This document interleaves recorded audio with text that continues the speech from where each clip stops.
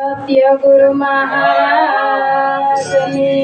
જય, સતગુરુ ભીમરામ મહારાજની જય, પધારેલા હરિગુરુ સંતની જય। ગુરુ વિના જ્ઞાન નહીં ઉપજે ને ગુરુ વિના મીટે નહીં ભેદ, ગુરુ વિના સંશય ના ટળે ભલે વાંચો સારે વેદ। ગુરુ વિના જ્ઞાન ન ઉપજે, ગુરુ વિના મીટે નહીં ભેદ। કયો ભેદ? તો કે આપણે પરમાત્માને આપણને જુદા ભાસતા હતા, આપણે પરમાત્માને જુદો જુદો ગોતતા હતા, અળગા અળગા રખડતા હતા, બહાર ભટકતા હતા, પણ એ પરમાત્માને ગોતવા વાળો તું કોણ છો ને એ ભેદ સદગુરુ મટાડે છે। એટલે સતગુરુ ગુરુ વગર એ જ્ઞાન, કયું જ્ઞાન? તો કે હું કોણ અને પરમાત્મા કોણ એ જુદા હતા, પણ પરમાત્માને ખોળવા વાળો તું જ છો, તારા સિવાય બીજો કોઈ નથી। એટલે આ ભેદ સદગુરુ મટાડે છે।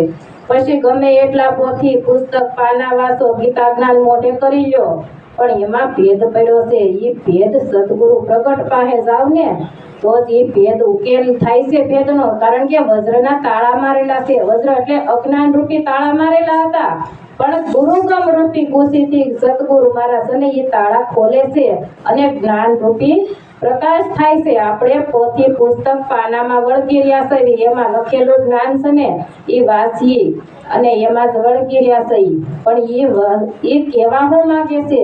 એ આપણને સત્ય તરફ લઈ જઈને રસ્તો છે લઈ જવાનો, પણ આપણે એ રસ્તો આપણે પછી કોઈ પ્રગટ પાસે જઈને પૂછવું પડે, જાણવું પડે અને એ સાર આપણે જીવનમાં ઉતારવો પડે, પણ આપણે ઉતારતા નથી, ખાલી વાસી જાણીએ છીએ। એટલે એક દ્રષ્ટાંત છે। એક ભાઈ બીમાર પડ્યા એટલે વૈદ્ય મહારાજ પાસે ગયા અને વૈદ્યને કીધું કે મારી તબિયત બરાબર નથી। એટલે વૈદ્ય મહારાજે એક ચીઠી કાગળ ઉપર દવા લખી આપી ને એટલે ભાઈને કીધું કે આ 3 ટાઈમ લઈ લેજો। એટલે ભાઈ તો ઘેરે ગયા, ઘેરે જઈને કાગળના 3 હરખા ભાગ કરી પી ગયા। બીજે દી વૈદ્ય મહારાજે કીધું હતું કે ફેર પડે કે ન પડે બતાવી જાજો। એટલે પાછા બતાવવા ગયા તો વૈદ્યે કીધું કે તમારી તબિયતમાં કાંઈ સુધારો થયો કે નહીં? એટલે કે કાંઈ સુધારો થયો નથી। તો કે જે દવા લખી આપી હતી એ કાગળ મને બતાવો। તો કે એ કાગળ તો હું પી ગયો 3 ટાઈમ, તમે કીધું હતું કે આને 3 ટાઈમ પીણું વાટી પી જાજો, એટલે એ તો હું પી ગયો। તો વૈદ્યે કીધું એલા ભાઈ તને કાગળ પીવાનું નહોતું કીધું, કાગળમાં જે દવા ઔષધિ લખી આપી હતી ને એને ઝીણી વાટીને પીવાનું કીધું, પણ આપણે કાગળને જ વળગી રહ્યા છીએ, કાગળથી આગળ વધતા જ નથી। એમાંય સત્યરૂપી સાર છે, પણ એ આપણે જીવનમાં ઉતારવાનો છે। આપણે ગીતાજી વાંચી પણ ખાલી વાંચી જાણીએ છીએ। વૈષ્ણવ હોય ને એ મંદિરમાં રાખે, સેવા પૂજા કરે, ધૂપ ધુવાડા કરે અને ઘણા કોઈ વળી વાંચતા હશે, પણ કોઈ તો ખાલી દીવાબત્તી, જેમ કે ગીતાજી છે ને પવિત્ર છે એની પૂજા કરવી પડે એટલે મંદિરમાં રાખે, કોઈ વાંચે પણ પાછો એનો સાર જીવનમાં ઉતારતા નથી। એટલે સંતોએ શું કીધું કે શ્રવણ કરો, મનન કરો અને પાછું નિધિધ્યાસન કરો। આપણે શ્રવણ મનન તો કરીએ છીએ પણ પાછું નિધિધ્યાસન એટલે કે જીવનમાં ઉતારતા નથી। એને જીવનમાં એ સારને ઉતારવાનો છે, એ સારને જીવનમાં ઉતારો ને તો સમજણ આવે। અને સતગુરુ છે ને એ બીજે ક્યાંય નહીં, સમજણના ઘરમાં જ ઉભા રાખે છે, સમજણમાં જ પરિવર્તન કરવાનું છે। અને વર્તમાન છે ને એ અણમોલ છે। આપણે ભૂતમાન ભવિષ્યમાં ભટકતા હતા, ભૂતકાળમાંની વાતો કરીને ભવિષ્યમાં થવાના છે એની વાતો કરી, પણ વર્તમાનનો કોઈ દી વિચાર કરતા નથી। વર્તમાન છે ને એ અનમોલ છે।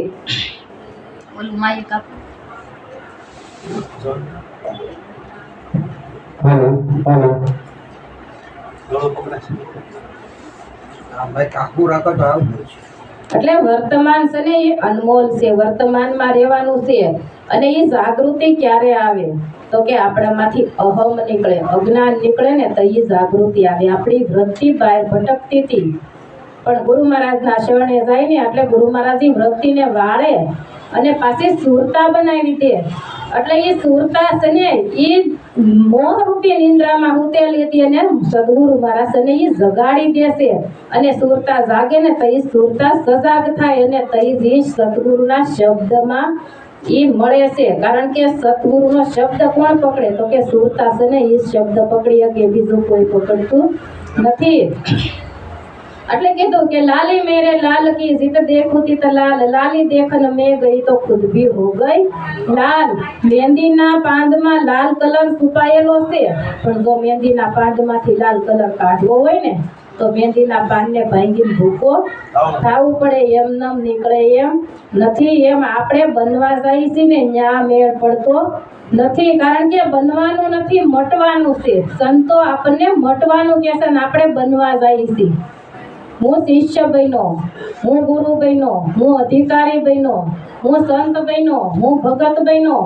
સંતો બનવાની ના પાડે છે. સંતો કહે છે કે મટવાનું છે. ઝીણા માયલા ઝીણા મારા ગુરુ છે પળવાળા, ગુરુજી કહો ભજન કેમ કરીએ. ઝીણું જેમ બને એમ ઝીણું બનવાનું છે.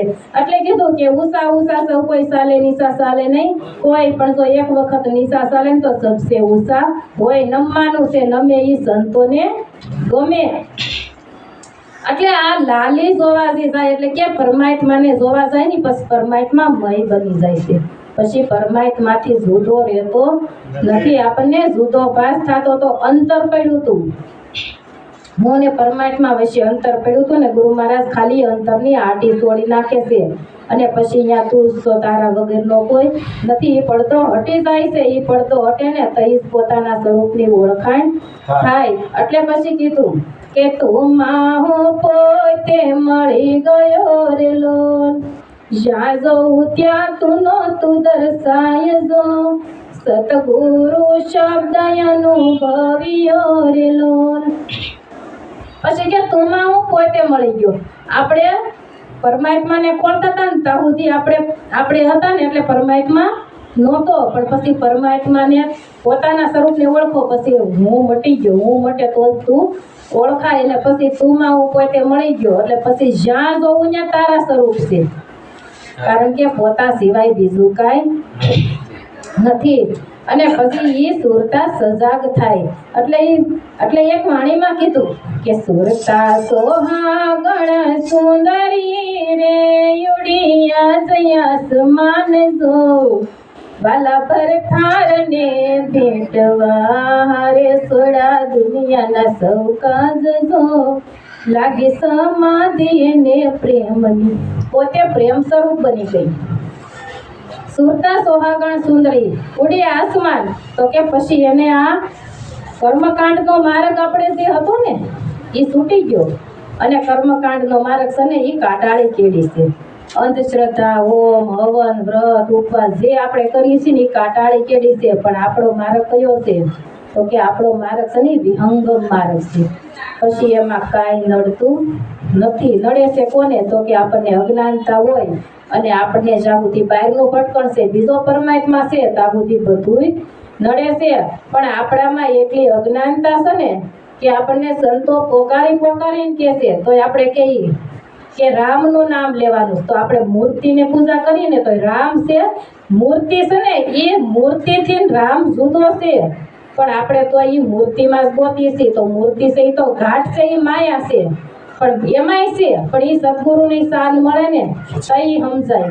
એમાંય છે કારણ કે એમાં નથી એવું ન કહી શકાય. કૃષ્ણ ભગવાને કીધું કે હું કણકણમાં છું. સંતોએ કીધું કે તું કણકણમાં તારા સ્વરૂપે તું છો, પોતાનું સ્વરૂપ છે. પણ આપણે જ્યાં સુધી અજ્ઞાનતા છે ને ત્યાં સુધી એકમાં દેખાય છે, બીજામાં દેખાતો નથી. મંદિરે જાય તો મૂર્તિમાં દેખાય, ઘેરે આવી તો ઘરમાં કોઈમાં દેખાતો નથી. શેરીવાળામાં નહીં, ઘરવાળામાં નહીં, હાહુમાં નહીં, હાહરામાં નહીં, કોઈમાં દેખાતો નથી. એટલે એક માજી રોજ મંદિરે જાય. એટલે એક વખત એની બેનપણીએ કીધું કે એલીબાઈ તારી વહુને લેતી આવતી હોય તો. એટલે હારું તો પછી બીજે દી વહુને લઈને મંદિરે ગયા. એટલે વહુને લઈને ગયા ને એટલે વહુ પછી હાહુએ કીધું એટલે માન રાખીને ગઈ ખરી. પછી ગઈ ને એટલે હાહુને તો હરખ દેતી વહુ ભેગી આવી હતી ને એટલે આગળ હાલે બેનપણીઓને કહું કે મારી વહુ આવી છે. તો માજી આગળ અને વો પાછળ રહી ગઈ એટલે માજી કે એલી તું વાહે હું કરશો અહીંયા ઓરી આવી એટલે વો હતી ને એ મંદિર પાસે ઊભી હતી પણ હાહુ બગીચામાં બેનપણીનું ટોળું હોય ને કહેવાય કે મારું વહુ આવી છે એટલે પછી કે આજ પછી તમારે ભેગી કોઈથી મંદિરે નો આવું એ કે કેમ એ કે તમારા કાનુડો મારે હામું ને હામું જોવે એ કે એલી ઈ પાણાનો છે એલા તમે પાણો જ માનો છો ભગવાન માનતા જ નથી તો અહીંયા જાવ તો હું કામ કારણ કે એમાંય નક્કી પણ હોવું જોઈએ એમાંય કણકણમાં પરમાત્મા છે પણ આપણને નક્કી હોવું જોઈએ નક્કી નથી તો આપણે આંધળી દોટ મૂકીએ છીએ એટલે આ સંતોષ અને એ જાગતાના પ્રમાણ કીધા કે જાગતાના પ્રમાણ છે કે જાગતાના પાસે જાવ ને તો તમારા મનનું સમાધાન થાય એટલે ગોરખે કીધું કે હે મનસા માલણી તું જાગતા નર સેવ તો તને મળે નિરંજન દેવ મનસા માલણી તું જાગતા નર સેવ સેવ સુવાળી લાપસી અને ધરે દેવની પાસ જમનારા જમી જાય દેવને નો આવે વાસ દેવને થાળ ધરો છો પણ એને વાસે આવતી નથી કોઈ આવા પ્રગટને ધરો ને તો એ ખાય છે પણ ઓલા પાસે ધરો તો એ થાળી ધરી છે તો બીજે દી બાટી જાહે અને અહીંયા ધરશો ને તો એ આરોગશે પ્રસાદ કારણ કે એ પ્રગટના પ્રમાણ કીધા અને જાગતા કોને કીધા તો કે આપણને એમ થતું હોય કે રાતે હુઈને હવાર થાય તો જાગ્યા તનની નીંદર છે તનની નીંદર પાકે છે પણ મનની નીંદર મોહ નિંદ્રા પાકતી નથી સંતોષ અને એ મોહ નિંદ્રામાંથી જગાડે છે એટલે આ મોહ નિંદ્રામાંથી જાગે ને તો અખંડ જ્વાળા થાય અને પછી એને રોજ દિવાળી હોય એટલે સવારામ ભગતે એક વાણીમાં કીધું કે સતગુરુ નારે શરણમાં મારે કાયમ રે દિવાળી હરિ ગુરુ નારે શરણમાં મારે કાયમ રે દિવાળી કદી ના જોઈ સંતો રે નાયંધેરી સતગુરુના શરણમાં જેને પોતાના સ્વરૂપનું જ્ઞાન છે ને એને પછી રોજ દિવાળી હોય ઓલી દિવાળી તો એક વર્ષમાં એક વાર આવે ઘર સાફ સુફ કરી મીઠાઈ બનાવી એક દિનો આનંદ કરી લઈએ અને બીજે દી પાછા હતા ઈ ના ઈ જ હોય પછી એને પછી રોજ આનંદ હોતો નથી ઘડીક થાય તો ઝરખ હોય અને ઘડીક થાય તો શોખ હોય પણ સતગુરુના બાળકને તો રોજ દિવાળી હોય પછી એને હરખ કે શોખની એડકી આવતી નથી એટલે એ અખંડ આનંદ છે સદગુરુનું બાળક છે ને એને અખંડ આનંદ છે ઓલાને ક્ષણિક આનંદ છે પણ એ ક્ષણિક આનંદમાંથી જો અખંડ આનંદ કરવો હોય તો પોતાના નિજ સ્વરૂપને જાણી લે ને તો અખંડ આનંદ પછી એને અજ્ઞાન રૂપી અંધારી રાત મટી જાય છે અને જ્ઞાન રૂપી પ્રકાશ થઈ જાય છે પછી એને જ્ઞાન રૂપી પ્રકાશ થઈ જાય છે અને ગુરુ પોતા સમાન બનાવી દે છે એટલે સતગુરુ છે ને એને પારસની ઉપમા આપી કે સતગુરુ પારસ ખાણ હે લોહા હે જગ સંસારા ઘડી ભર પારસના સંગમાં રેવે તો બની જાય કંસન સારા તો કે સતગુરુ છે ને એને પારસની ઉપમા ઓછી પડે તો કે પારસ ઓર સંત में बड़ा अंतरा जान पारस लोहा को कंसन करे और सतगुरु करे आप समान पारस नहीं लोटाने कंसन करे પણ પાછું એ કંસન છે ને એ લોઢાને કંસન કરી શકતું નથી પણ સતગુરુ તો છે ને એ પોતા સમાન બનાવી દેશે પોતા તોલે પછી એમાં જરાય રંજ રહેતો નથી એ નિરંજન બનાવી દેશે નિરંજન એટલે કે એમાં કોઈ પ્રકારનો રંજ રહેતો નથી પણ એ માયાનું વિભાજન થાય ને તો એ નિરંજનની ઓળખાણ થાય એટલે કીધું તું માયાનું વિભાજન કર શેષ વધે તે ઈશ્વર છે તું માયાનું વિભાજન કર શેષ વધે તે ઈશ્વર તું માયાનું વિભાજન કર તો કે સદગુરુના શરણે જાય ને એટલે સદગુરુ એક એક દાગીનો મુકાવીને માયાનું વિભાજન કરે અને પછી તું શેષ વધે એને સેવો સંતો દિલમાં અખંડ એક દીવો આ અખંડ દીવો અખંડ જ્યોત દરેકની અંદર ઝળહળી જ રહેશે પણ એની આપણને ગતાગમ નથી આ દિલ દરિયામાં અખંડ દીવો દેખા વિના મારું મન ડોલે ભ્રાંતિના ભર્યા ભવો ભવ ભટકે પણ સદગુરુ વિના તાળા કોણ ખોલે તો કે આ દિલ દરિયામાં અખંડ દીવો પછી એકમાંય ઠેરાવો એવો નથી. ઠેરાવો ને તો ઠેરાવા જાય એવો નથી, કારણ કે બહાર ભીતર એક નિરંતર. ઘટમાય છે ને પટમાય છે, બહાર છે ને ભીતર છે, એક ઠેકાણે નથી. એમ કહો કે ઘટમાં જ છે, આમાં જ બધું છે, તો એમ કહેવાય એવું નથી, કારણ કે બહાર છે ને ભીતર છે, વ્યાપક છે. વ્યાપક છે ને એની સદગુરુ આપણને ઓળખાણ કરાવે છે. એક ઠેકાણે ઠેરાવા જાવ ને તો આ સર્મ દ્રષ્ટિ હોય ને તાવથી એક ઠેકાણે છે મૂર્તિમાં, પણ એ સર્મ દ્રષ્ટિથી જોઈને એટલે આપણને એકમાં દેખાય છે, બીજામાં દેખાતો નથી. એટલે સદગુરુએ સંતો કહે છે કે સર્મ દ્રષ્ટિ વાળા દેહને જુએ, આત્મ દ્રષ્ટિએ હરિ આપ. અવતારી પુરુષને કોઈ ન ઓળખે ભલે બેઠો હોય કે બાપ. સંતો છે આ સર્મ દ્રષ્ટિ આપણને ઉતારે અને દિવ્ય દ્રષ્ટિ તો કે જ્ઞાન ચક્ષુ આપણને આપે ને, તો એ જ્ઞાન ચક્ષુથી આપણને કણકણમાં પરમાત્માના દર્શન થાય. એટલે એક વખત અષ્ટાવક્ર છે ને એ જનક રાજાની સભામાં ગયા, એટલે બધા હસવા લાગ્યા. સભામાં બેઠા હતા એ તો હસ્યા, પણ જનક રાજાને હસવું આવ્યું. એટલે જનક રાજા હસ્યા ને એટલે અષ્ટાવક્ર હસવા માંડ્યા. અષ્ટાવક્ર હસ્યા એટલે ઓલા બધા બંધ થઈ ગયા.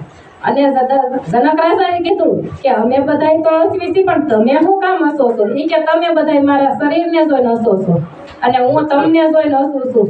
કે તમે આ બધા જ્ઞાની સંતોની સભા લઈને બેઠા છો તો તમે આ મારું સાંભળવું જોઈને હસ્યા. 8 અંગ હતા ને વાકા, એટલે એનું સાંભળવું જોઈને. એટલે કે તમે આ સમાર આ સમારની સભા ઈ કે છે, જે સાંભળા ઉપર જેની દ્રષ્ટિ હોય ને એને સમાર કીધો છે. જેની દ્રષ્ટિ દેહ ઉપરથી સદગુરુએ દ્રષ્ટિ હટાવી દીધી. 18 વર્ણમાં મારો ઈરલો ફરે, એના અંજવાળા 14 લોકમાં પડે. તો કે 18 વર્ણમાં એક જ પરમાત્મા. નાત જાત તો આપણે બનાવી છે. નાત જાત પરમાત્માના દેશમાં કોઈ નાત કે જાત હોતી નથી. એ તો અજાતિનો દેશ છે, ત્યાં નાત કે જાત કાંઈ નથી, અજાતિ છે. અને આપણે દેહ કરીને નાત જાત ઊભી કરી છે, આપણે વાળા ઊભા કર્યા છે, અને પાછા આપણે એમાં ફસાઈએ છીએ. આપણે બાંધ્યું છે ને આપણે ફસાઈએ છીએ. બંધન આપણે કર્યું અને ફસાઈએ છીએ આપણે.